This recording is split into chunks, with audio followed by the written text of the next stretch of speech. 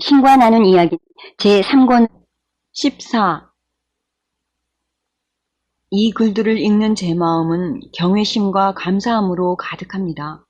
이런 식으로 저와 함께 여기에 계셔 주셔서 고맙습니다. 우리 모두와 함께 여기에 계셔 주셔서 고맙습니다. 몇백만의 사람들이 이 대화록을 읽었고 앞으로도 몇백만의 사람들이 읽을 테니까요.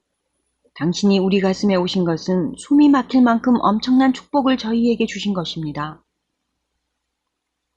내 사랑하는 이들이여, 나는 언제나 너희 가슴 속에 있었다.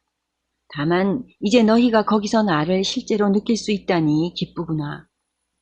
나는 언제나 너희와 함께 있었다. 나는 너희를 떠난 적이 없다. 내가 너희고 너희가 나다. 우리가 서로 떨어지는 일은 결코 없을 것이다. 그건 불가능한 일이기에. 잠시만요. 이건 기시감처럼 느껴지는군요. 이런 이야기들을 우리가 앞에서도 똑같이 하지 않았습니까? 물론 그랬다. 12장 첫 부분을 읽어봐라. 다만 이번에는 그 말들이 처음보다 더 많은 것을 의미하고 있다. 기시감이 진짜라면 근사하지 않겠습니까? 그래서 우리가 이따금 어떤 일을 진짜로 다시 한번 체험하면서 거기서 더 많은 의미를 얻어낼 수 있다면요. 너는 어떻게 생각하느냐? 전 그게 바로 이따금 일어나는 일이라고 생각해요. 그렇지 않은 경우를 제외하고. 그렇지 않은 경우를 제외하고요. 좋았어. 또 한 번 잘했다. 너는 새로운 광범한 이해로 워낙 빠르고 민첩하게 옮아가고 있어서 이젠 겁이 날 정도다. 정말로요? 그런데 당신하고 논의해야 할 심각한 문제가 한 가지 있습니다. 알고 있다. 시작해봐라. 영혼은 언제 몸과 결합합니까? 내 생각에는 언제일 것 같으냐? 영혼이 그렇게 하기로 선택할 때요. 좋았어. 하지만 사람들은 좀 더 분명한 대답을 원합니다. 그들은 생명이 언제 시작되는지 알고 싶어 합니다. 그들이 아는 대로의 생명 말입니다. 이해한다. 그러니까 그 신호가 뭐냐는 거죠. 그게 자궁에서 몸이 빠져나오는 출산 때입니까? 아니면 생명의 물질 요소들이 결합하는 수정 때입니까? 생명은 끝이 없으니 시작도 없다. 생명은 그냥 확장하여 새로운 형상을 창조할 뿐이다. 그건 60년대에 유행하던 달궈진 용암 램프 속의 끈적이 같은 것에 틀림없군요. 그 끈적이 구슬들은 크고 둥그렇고 물렁물렁한 공들 모양으로 바닥에 누워있다가 열을 받으면 솟아오르면서 잘게 나눠져 새로운 구슬 모양을 이룹니다. 솟아오르면서 스스로 모양을 이루는 거죠. 그러다가 꼭대기에 이르면 자기들끼리 이리저리 합쳐지면서 한꺼번에 화르르 떨어져 내립니다. 그래서 다시 큰 구슬들 모양을 이루었다가 처음부터 또 시작하는 겁니다. 그 공 안에 새 구슬은 하나도 없습니다. 그 모두가 같은 것이죠. 새로운 다른 것처럼 보이는 것으로 자신의 모습을 바꾸는 같은 거요. 워낙 변화무쌍해서 누구라도 그걸 보고 있느라면 정신이 홀딱 빠지고 말죠. 그건 멋진 비유다. 영혼 또한 그러하다. 사실 존재 전체인 한 영혼은 작고 작은 부분들로 자신의 모습을 바꾼다. 모든 부분들이 처음부터 존재했기에 어떤 새로운 부분도 없다. 다른 부분들처럼 보이는 것으로 자신의 모습을 바꾸지만 실제로는 항상 존재했던 전체의 부분들이 있을 뿐이다. 존 오스본이 작곡하고 직접 불렀던 멋진 팝송 중에 신이 우리 중 하나라면 어쩌지? 우리처럼 그냥 그렇고 그런 사람이라면? 이라고 묻는 가사가 있습니다. 전 그녀한테 가서 이 부분을 신이 우리 중 하나라면 어쩌지? 우리처럼 그냥 끈적이 구슬이라면 으로 바꾸라고 할 참입니다. 그거 아주 괜찮다. 너도 알다시피 그녀가 부른 그 재기발랄한 노래는 곳곳에서 문제를 일으켰다. 사람들은 내가 자기들 중 하나에 불과하다는 생각을 참을 수 없었던 것이다. 신보다는 인간 종족에 대한 흥미 있는 논평이시군요. 우리가 신을 우리 중 하나로 빗대는 걸 불경스럽다고 여긴다면 그건 우리에 대해 뭘 말해주는 겁니까? 그러게, 뭘 말해주지? 하지만 당신은 우리 중 하나입니다. 그게 바로 당신이 여기서 말씀하시는 거고요. 그러니 존이 옳았던 거죠. 당연히 그녀는 옳았다. 참으로 옳았다. 제 질문으로 돌아가고 싶은데요. 우리가 아는 대로의 생명이 언제 시작되는지 말해주시면 안 될까요? 영혼이 어떤 지점에서 몸으로 들어가는지요. 영혼은 몸속으로 들어가지 않는다. 영혼이 몸을 감싼다. 내가 전에 말했던 걸 기억하느냐? 몸은 영혼의 집이 아니다. 그 반대다. 만물이 항상 살아있다. 죽음 같은 건 없다. 그런 존재 상태는 없다. 항상 살아있는 것은 자신을 그냥 새로운 형상, 새로운 물질 형상으로 모양 짓고 그 형상을 살아있는 에너지, 생명 에너지로 가득 채운다. 끝없이. 너희가 생명이라 일컫는 것이 나라는 I am, 에너지라면 생명은 언제나 존재한다. 그것이 존재하지 않는 경우는 없다. 생명은 결코 끝나지 않거늘 어떻게 생명이 시작되는 지점이 있을 수 있겠느냐. 제발 여기서 벗어나게 해주십시오. 제가 어디로 가려는지 아시지 않습니까? 그래, 안다. 너는 나를 낙태 논쟁 속에 밀어넣고 싶어 한다. 예, 그래요. 인정해요. 어차피 신을 여기에 모셨으니 그 기념비적인 질문을 해볼 기회가 아니냐는 게 제 생각이거든요. 제발, 생명은 언제 시작되는 겁니까? 그 답변도 워낙 기념비적이어서 너로서는 듣고 있을 수 없을 것이다. 절 다시 시험해 보십시오. 그것은 결코 시작하지 않는다. 생명은 끝나지 않으니 시작하지도 않는다. 너희가 생물학의 전문 영역으로 들어가고 싶어 하는 건 사람들이 처신해야 할 방식을 말하는 소위 신의 법률이란 것에 따라 규칙을 만들어내고 그런 다음에는 그런 식으로 처신하지 않는 사람들을 벌할 수 있기 위해서다. 그게 뭐가 잘못입니까? 그건 우리가 병원 주차장에서 의사들을 죽여도 벌받지 않게 해줄 겁니다. 그래, 이해한다. 너희는 지금까지 줄곧 나와 너희가 내 법률이라고 선언한 것을 온갖 상황에 대한 정당화로 이용해 먹었다. 오, 그러지 마시고요. 임신 중절은 살인이라고 왜 그냥 말씀하시지 않는 겁니까? 너희는 누구도 또 어떤 것도 죽일 수 없다. 그래요. 하지만 당신이라면 그것의 개체화를 끝낼 수 있다고요. 우리식 언어로 하면 그건 살인이고요. 특정 방식으로 자신을 표현하는 내 일부가 동의하지 않는데 그것이 그런 식으로 개별 자신을 표현해가는 과정을 너희가 멈출 수는 없는 법이다. 예? 무슨 말씀이십니까? 내 말은 신의 의지를 거스르는 어떤 일도 일어나지 않는다는 것이다. 삶과 일어나는 모든 일에 신의 의지, 이것을 너희의 의지라고 읽어라. 그 신의 의지가 드러나서 표현된 것이다. 나는 이 대화에서 너희의 의지가 내 의지라고 말했다. 그건 우리 중 오직 하나만이 존재하기 때문이다. 삶이란 완벽하게 자신을 표현하는 신의 의지다. 만일 어떤 일이 신의 의지를 거스르면서 일어나고 있다면 그것은 일어날 수 없다. 신이라는 존재의 정의 자체에서 이미 그것은 일어날 수 없다. 너는 한 영혼이 다른 영혼을 대신해서 어쨌든 뭔가를 결정할 수 있다고 믿느냐? 너는 개개인으로서 너희가 상대방이 원하지 않는 그런 방식으로 서로에게 영향을 미칠 수 있다고 믿느냐? 그런 식의 믿음은 너희가 서로 분리되어 있다는 관념을 근거로 해서만 나올 수 있다. 너는 신이 원하지 않는 그런 방식으로 너희가 삶에 뭔가 영향을 미칠 수 있다고 믿느냐? 그런 식의 믿음은 너희와 내가 분리되어 있다는 관념을 근거로 해서만 나올 수 있다. 두 관념 모두 틀렸다. 우주가 동의하지 않는 방식으로 우주에 영향을 미칠 수 있다는 너희의 믿음은 심히 건방진 것이다.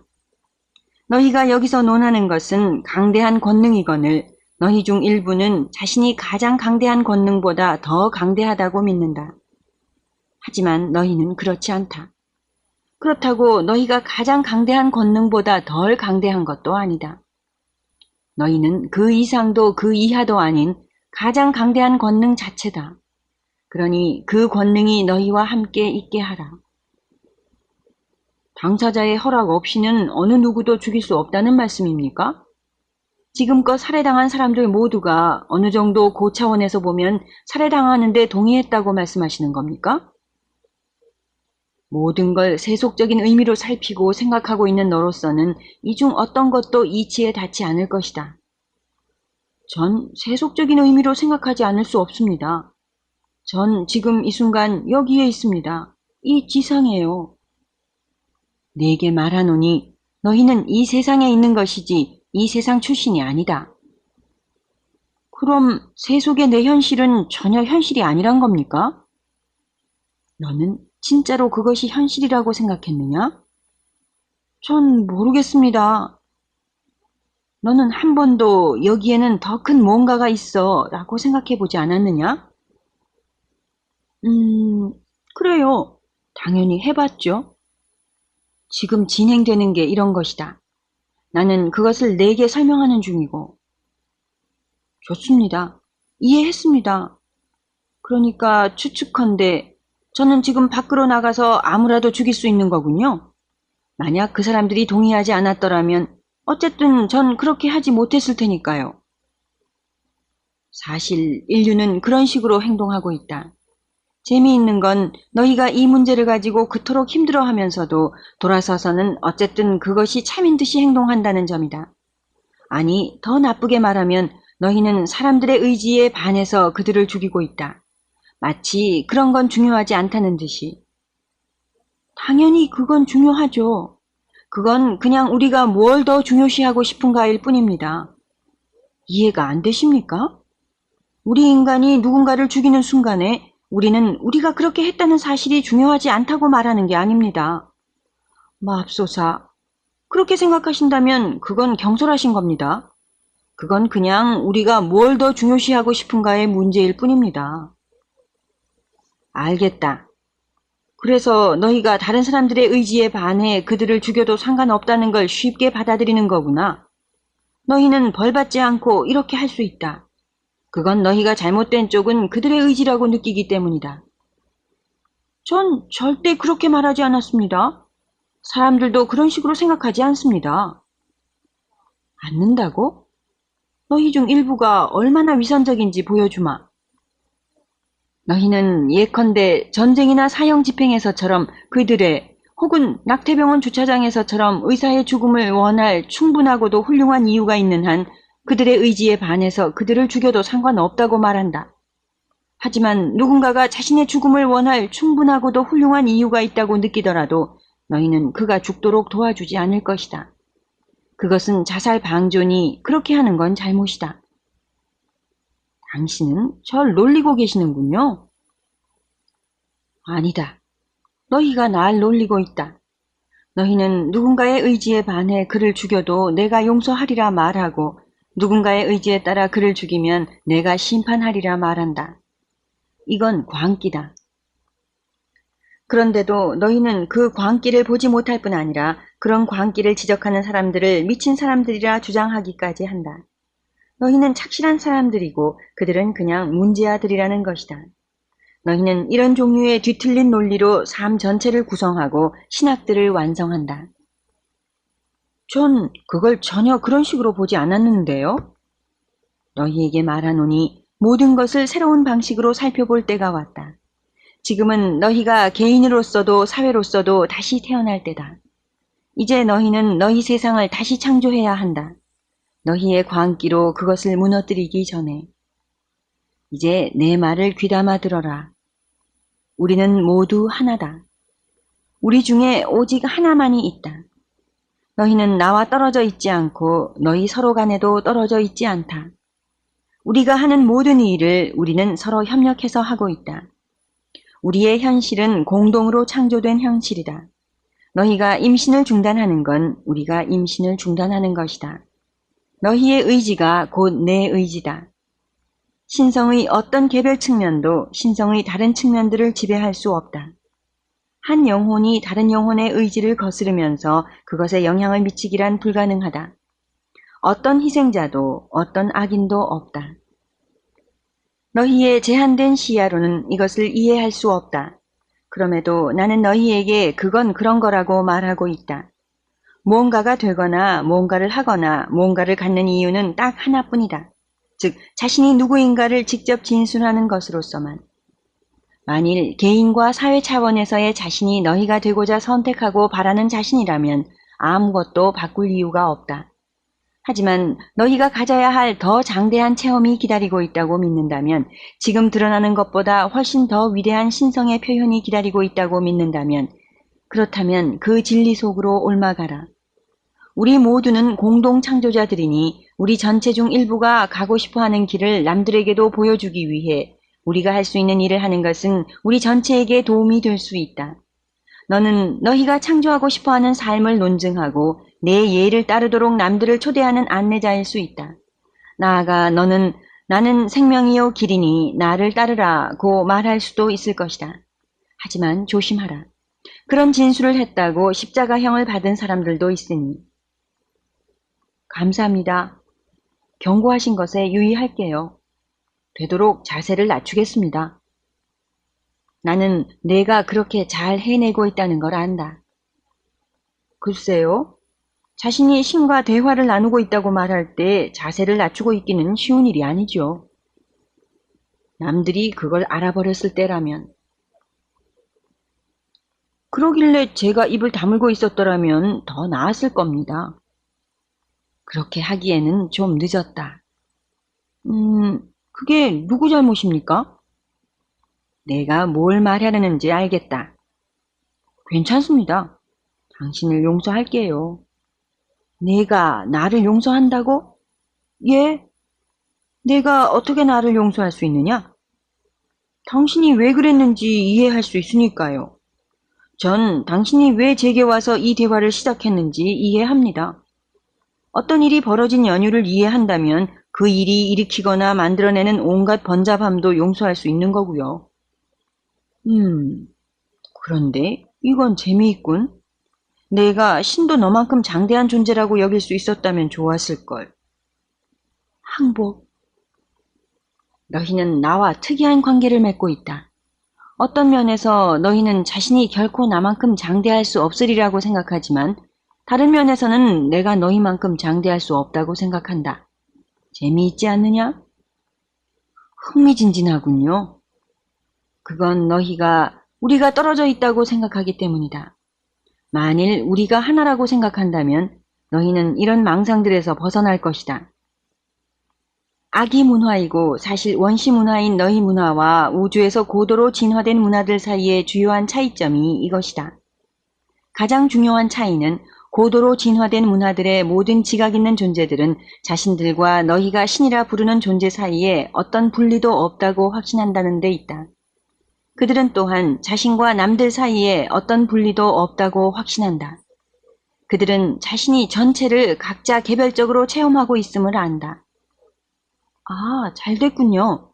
이제 당신은 우주의 고도로 진화된 사회 속으로 들어가고 계십니다. 전 지금까지 이걸 기다려왔습니다. 그렇다. 나도 우리가 그걸 탐구해볼 시간이 왔다고 생각한다. 하지만 그러기 전에 잠시만 앞의 낙태 문제로 돌아가야겠습니다.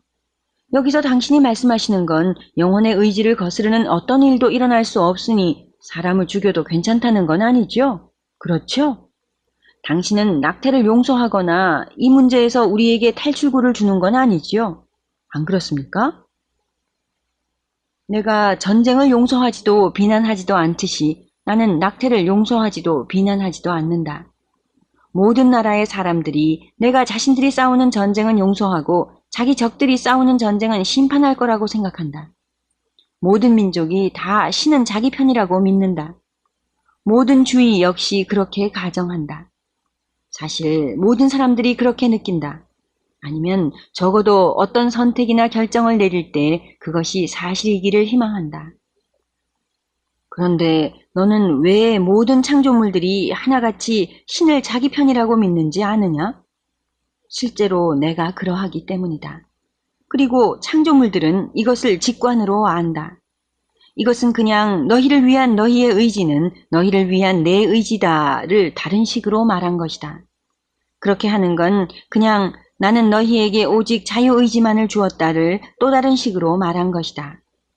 자유의지를 특정한 방식으로 행사하는 것이 벌을 불러온다면 자유의지란 있을 수 없다.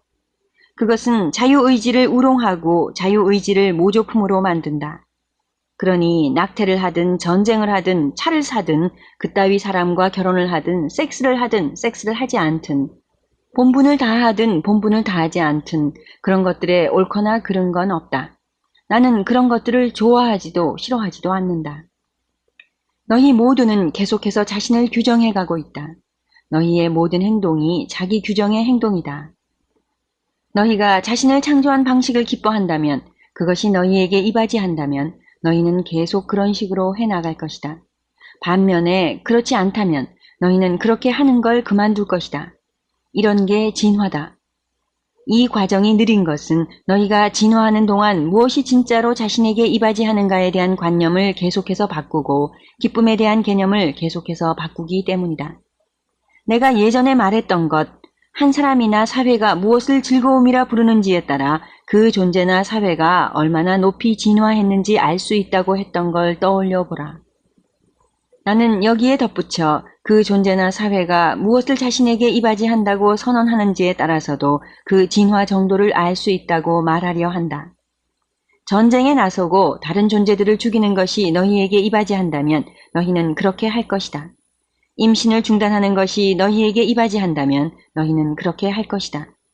너희가 진화함에 따라 바뀌는 것은 오직 무엇이 자신에게 이바지하는가에 관한 관념뿐이다. 그리고 그것은 자신이 무엇을 하려고 생각하는지에 달려있다. 너희가 시애틀로 가려고 한다면 샌 어제이 쪽으로 가는 것은 너희에게 이바지하지 않을 것이다. 샌 어제이로 가는 것이 도덕적으로 잘못된 게 아니라 그냥 너희에게 이바지하지 않을 뿐이다. 그렇게 되면 너희가 무엇을 하려 하는가의 문제는 가장 중요한 것이 무엇인가의 문제가 된다. 너희 삶 전체에서만이 아니라 삶의 특정 순간들마다에서 삶 자체를 창조하는 건 결국 삶의 순간순간들이기 때문이다. 이 모든 것들이 너희가 일권이라 부르게 된 성스런 우리 대화의 초반부에 아주 자세히 다루어져 있다. 내가 여기서 그것을 되풀이하는 건 내게 그것을 상기시켜줘야 할 것 같아서다. 그렇지 않고서야 내가 낙태 문제를 물을 리는 없을 테니 말이다. 따라서 너희가 낙태를 시키려 하든 담배를 피우려 하든 고기를 구워 먹으려 하든 아니면 교통사고로 사람을 치어 죽이려 하든 말하자면 큰 문제든 작은 문제든 중요한 선택이든 사소한 선택이든 너희가 고려해야 할 문제는 딱 하나뿐이다. 즉 이것이 참된 나인가? 이것이 내가 지금 되려고 선택하는 존재인가? 라는 물음. 그리고 어떤 것도 앞뒤가 맞지 않는 건 없음을 이해하라. 모든 것에는 귀결이 있고 그 귀결은 자신이 누구고 무엇인가다. 너희는 지금 이 순간 자신을 규정하고 있다. 바로 그것이 낙태 문제에 대한 너희의 답변이고 그것이 전쟁 문제에 대한 너희의 답변이며 그것이 흡연 문제에 대한 너희의 답변이고 그리고 그것이 고기 먹는 문제와 너희가 지금껏 저질렀던 행위들과 관련해서 제기되는 모든 문제에 대한 너희의 답변이다. 모든 행동이 자기 규정의 행동이다. 너희가 생각하고 말하고 행하는 모든 것이 이게 나다를 선언한다.